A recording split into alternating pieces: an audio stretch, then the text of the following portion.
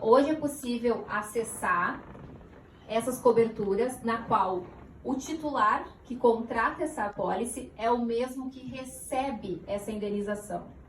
Então, quais são essas coberturas, né, disponíveis para o mercado? A gente fala aqui de invalidez provisória ou permanente, casos de cobertura por doenças, cirurgias, diárias de internações hospitalares, enfim. No caso, por exemplo, de invalidez temporária, eu sou um médico e dependo 100% da minha capacidade laborativa para extrair renda. Se eu me afastar do trabalho por um acidente ou por uma doença, eu paro de gerar essa renda. Então, a cobertura de invalidez temporária, ela protege a renda desse médico e cobre até R$40 mil, dando um exemplo, né, para que ele tenha aí o seu amparo financeiro mesmo afastado do seu trabalho. Já no casos mais graves, por exemplo, de uma invalidez permanente, né, na qual a gente chama de morte econômica, onde eu perco totalmente a minha capacidade laborativa e não consigo mais gerar renda, eu me torno um dependente muitas vezes da minha família e um dependente também das minhas acumulações financeiras e começo até a dilapidar o meu patrimônio.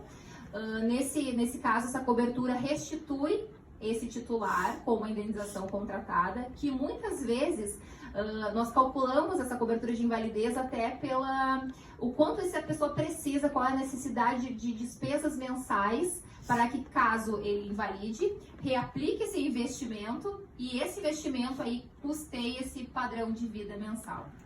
Enfim, coberturas, por exemplo, muito consumidas atualmente de doenças na qual o beneficiário, né, no diagnóstico de algum tipo de doença grave, como, dando exemplos, AVC, um episódio de câncer, Alzheimer, infarto, o próprio titular recebe de forma imediata aquela cobertura contratada. Então, isso é muito bacana porque o mercado se adaptou e as coberturas de proteção pessoal em vida tendem a crescer cada vez mais. A gente amadureceu muito a classe média e começou a procura por esse tipo de cobertura cresceu de forma considerável e acreditamos ser um mercado muito pujante, né? E desmistifica toda essa fala aí que seguro de vida é somente para quem fica. Somente herdeiros legais ele pode estar nessa apólice.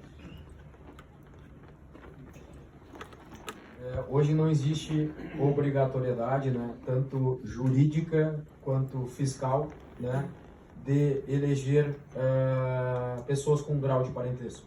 Ou seja, né, vou dar um exemplo agora que aconteceu, um cliente meu, ele tem um pedreiro trabalhando dentro da casa dele e ele estava com receio, né, que acontecesse alguma circunstância com o pedreiro e ele queria fazer um seguro de vida e colocar o pedreiro como beneficiário e vice-versa. Ele queria fazer duas apólices, né? É possível sim.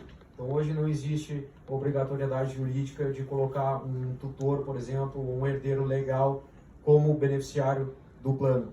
É um seguro que, se por algum motivo, né, chegou lá na tua terceira idade, lá no final, né, não aconteceu nada contigo e tu entender que essa apólice não faz mais sentido para ti, né, não faz mais sentido por quê? Porque você fez, por exemplo, uma doação, um usufruto, né, do seu patrimônio em vida, já está resolvida essa situação. Você tem o livre arbítrio de devolver esse título de seguro, né, para a seguradora e a seguradora, como você foi um bom motorista, né, dentro desse período, ela te restitui valor, em alguns casos até com ganho, com ágio financeiro. Então é muito inteligente, tá?